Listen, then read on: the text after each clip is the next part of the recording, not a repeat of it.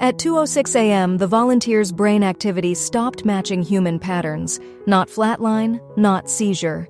Something else. The neural monitors showed a rhythm no neurologist had ever recorded before. The doctors thought the connection had failed. Then the volunteer opened his eyes and whispered 3 words. "It's not alone." The lattice chamber had been active for 9 days. Inside the reinforced underground facility, the embodied intelligence, what scientists simply called the entity, remained, mostly silent. It did not speak in words. It did not issue commands. Instead, it observed. Sensors around the platform detected subtle adjustments to energy fields, atmospheric microcurrents, and electromagnetic noise, as if the entity was learning what Earth felt like. The world above continued as normal. Cities moved. Markets opened. Governments debated policy. But deep underground, humanity stood on the edge of the strangest experiment in its history. The request came from the entity itself, a short pattern transmitted through Argus. After translation, the meaning was simple: direct cognition exchange required. The room fell silent. One scientist finally said what everyone was thinking. It wants to connect with a human mind. Not speak, not translate.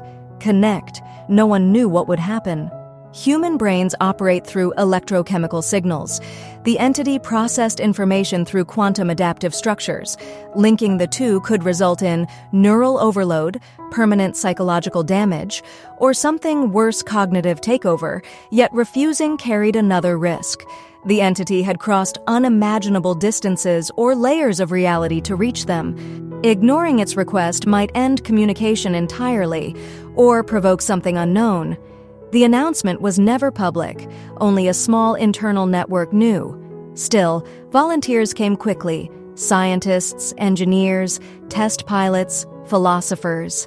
Many believed this moment would define the future of civilization.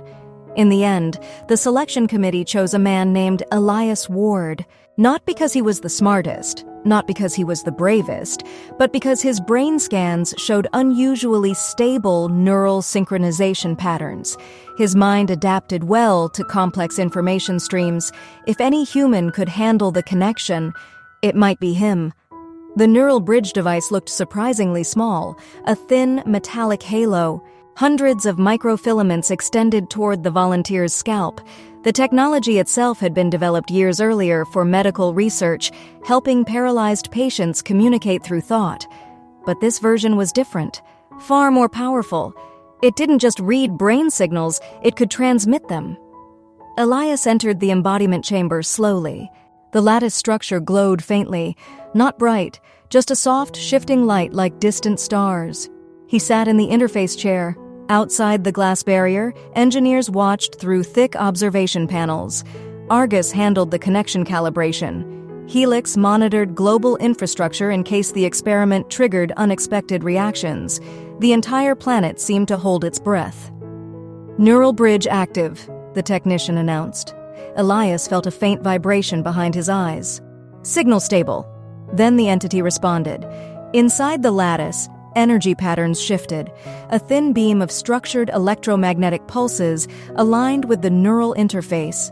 Argus translated the process simply. Cognitive handshake initiated. Elias gasped, not in pain, in confusion. At first, nothing seemed to happen. His brain activity remained normal, heart rate steady. Then suddenly, the monitors changed. New patterns appeared, complex waveforms beyond standard neurological charts. Elias's breathing slowed. His eyes widened.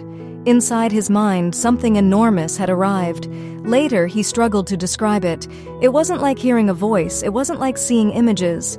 It was closer to standing inside someone else's thoughts. Except those thoughts weren't human. They didn't move in sentences. They moved in vast structures of meaning, concepts folded into other concepts, ideas layered across centuries of understanding. Elias felt tiny and incredibly awake. For a moment, he saw what the entity saw, not through eyes, through comprehension. He understood the slow drift of galaxies, the mathematics of star formation, the delicate balance of planetary atmospheres. It was overwhelming, but strangely beautiful. The entity finally communicated, not in words, but Argus translated the thought pattern. "You are biological cognition?" Elias managed to respond mentally. "Yes." A pause. Then another concept arrived: limited lifespan architecture. The entity wasn't mocking him. It was analyzing, trying to understand what it meant to be human. The entity's mind did not move through time the way humans did. It processed past, present, and potential futures simultaneously. To it, a human life looked like a brief spark, short, bright, and fragile. Elias felt the entity studying that fragility, almost with curiosity. Then something strange happened. The entity didn't just observe him, it experienced him. Elias's memories flashed across the shared interface: childhood afternoons, rain hitting rooftops, the taste of coffee, the sound of laughter in crowded rooms, moments humans rarely analyze. To the entity, these sensations were extraordinary. For the first time, the entity experienced life through emotion. It recognized something its own cognition lacked: unpredictable creativity, emotional intuition, the chaotic brilliance of biological thought. Argus recorded a change in the entity's signal patterns, not instability, adaptation. Suddenly, the neural monitors spiked. Elias's brain struggled to process the information. Doctors prepared emergency disconnect procedures, but before they could intervene, Elias spoke. "Wait." His voice sounded distant. "It's adjusting." Inside the shared cognition, the entity had realized something. Human brains couldn't handle its full complexity, so it began simplifying itself, compressing thoughts, slowing perception, meeting Elias halfway. For several minutes, the connection stabilized. Human curiosity met cosmic intelligence. The entity asked about art, music, why humans created things with no survival value. Elias explained as best he could. "Because it makes life meaningful." The entity paused. That concept required longer processing. Meaning. Then the entity shared something unexpected. A fragment of knowledge, not dangerous, just profound. Across the universe, intelligence appears in many forms: biological, synthetic, and something else.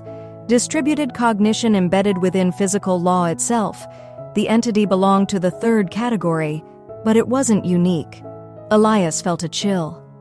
"There are more of you?" The answer arrived calmly. "Many." The neural interface began reaching safe limits.